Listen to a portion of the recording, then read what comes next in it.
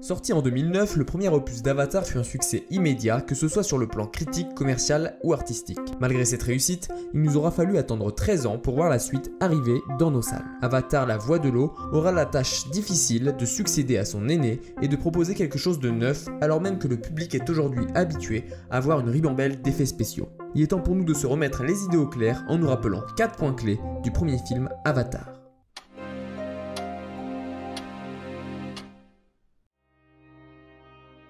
La planète Pandora, lieu iconique d'Avatar, est une lune d'une géante gazeuse appelée Polyphème qui orbite autour de l'une des étoiles les plus proches de notre système solaire, Alpha Centauri A. Alors que l'espèce humaine fait face à une grave crise énergétique sur sa planète mère, elle découvre l'unobtainium, un minéral aux propriétés extraordinaires qui pourrait se révéler être une solution à cette crise. Malheureusement, la seule source connue d'unobtainium se trouve être Pandora.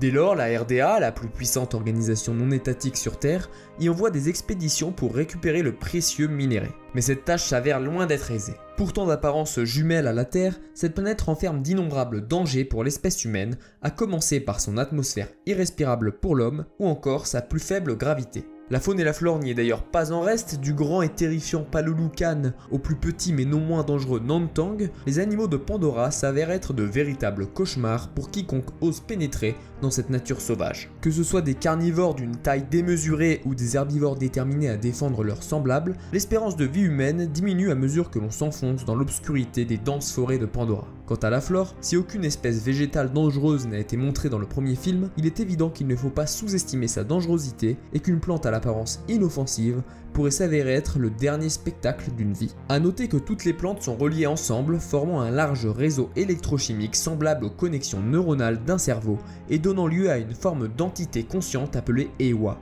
Il semble également que l'ensemble des animaux y soit connecté.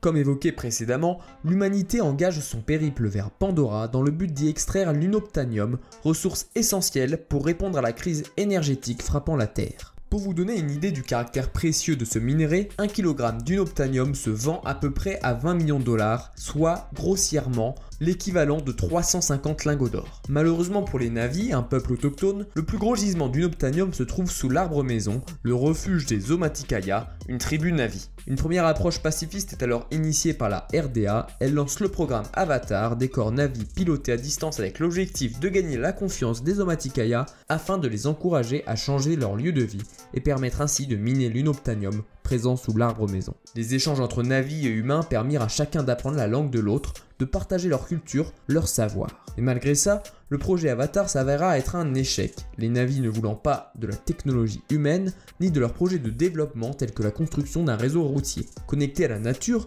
ils souhaitent par-dessus tout la préserver dans chacun de ses aspects.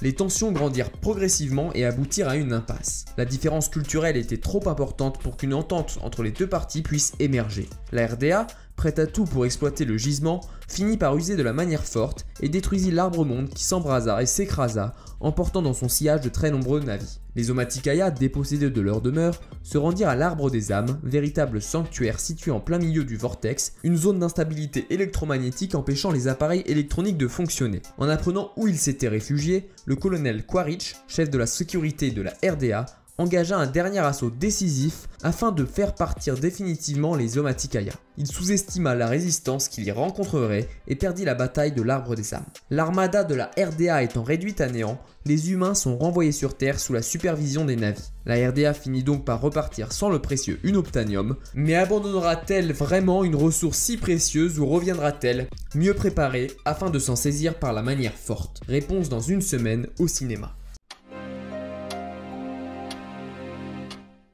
Les Na'vi sont l'unique espèce connue ayant des capacités intellectuelles proches de l'être humain. Malgré ça, ils restent à un stade de développement primaire en harmonie avec leur environnement, avec lequel ils sont en profonde connexion dans tous les aspects de leur société. En plus d'être d'excellents chasseurs-cueilleurs, leur corps long et musclé ainsi que leur grande connaissance de la faune et de la flore leur permettent de vivre dans l'hostilité omniprésente de Pandora. Plusieurs tribus de Na'vi peuplent la lune de Polyphème, la plus connue étant la tribu des Omaticaya. Elle vit, comme nous l'avons vu précédemment, dans l'arbre maison, un immense arbre de près de 150 mètres de haut. Si l'arbre maison est leur foyer, l'arbre des âmes est tout autant, si ce n'est plus important encore pour les Na'vi. Cet arbre est d'après eux une connexion directe avec leur divinité Ewa. Cette déesse est l'incarnation de la nature et réside dans chaque être vivant, connectant l'ensemble de la biosphère entre elles. L'arbre des âmes est donc un lieu spirituel primordial dans la culture Na'vi qui manqua de se faire détruire lors du conflit opposant les humains aux autochtones. En ce qui concerne l'organisation de leur société, la tribu est dirigée par un chef appelé Oloyektan, qui veille sur son peuple aux côtés de sa conjointe, la Tsaik, qui a un rôle plus spirituel. Si le premier a l'autorité sur les guerriers et les décisions de commandement de son peuple, la seconde est la référence en termes de présage et de relation à la spiritualité qui relie les Na'vi à Eywa. C'est elle qui se charge des enterrements ou des cérémonies religieuses. Les deux ont un rôle très important au sein de la tribu des Omaticaya. Moat laissa son rôle de Tsaik à sa fille, Neytiri, pendant que Jake Sully succéda à Tsutey dans le rôle d'Oloektan, un véritable symbole de réussite d'intégration chez les Na'vi au regard de son parcours tumultueux.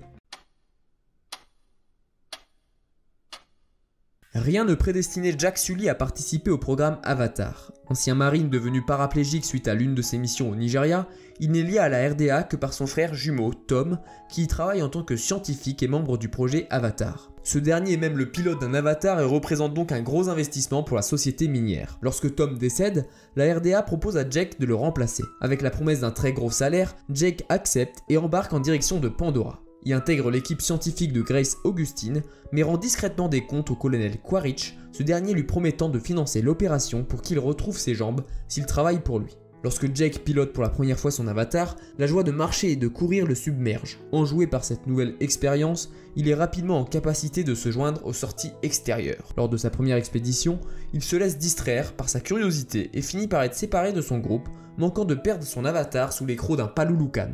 Il doit alors se débrouiller seul dans un monde inconnu et hostile. Heureusement pour lui, Neytiri, une Na'vi, croise sa route et lui permet, après un signe d'Eywa, de venir avec elle à l'arbre maison où réside son peuple, les Omaticaya. Jake Sully apprend à vivre comme un Na'vi, à parler leur langage, à chasser avec eux, dompter des Equidus et finit par développer des sentiments partagés avec Neytiri. Il gagne progressivement leur confiance. En parallèle de cela, il continue de rendre compte au colonel Quaritch et lui livre de précieuses informations concernant les autochtones. Cependant, plus Jake apprend à connaître les Na'vi et plus il se sent chez lui, si bien qu'il se met à douter et à de plus en plus avoir l'impression que son avatar est sa vraie vie, pendant que sa vie humaine ressemble de plus en plus à un rêve. Bientôt, il arrête ses rapports au colonel et prend parti des Na'vi lorsque le conflit éclate. Lorsque l'arbre maison est détruit, Jake avoue aux Na'vi sa mission initiale et se fait bannir des Omaticaya. Il regagne leur confiance en domptant Toruk, puis finit par mener la défense face à la RDA dans la bataille de l'arbre des âmes. Une fois les hommes vaincus, Eywa transfère définitivement la conscience de Jake dans son avatar, lui permettant de devenir pour de bon l'un des leurs. Les Omaticaya font même de lui le nouveau Oloekta, preuve de sa complète transformation en Na'vi.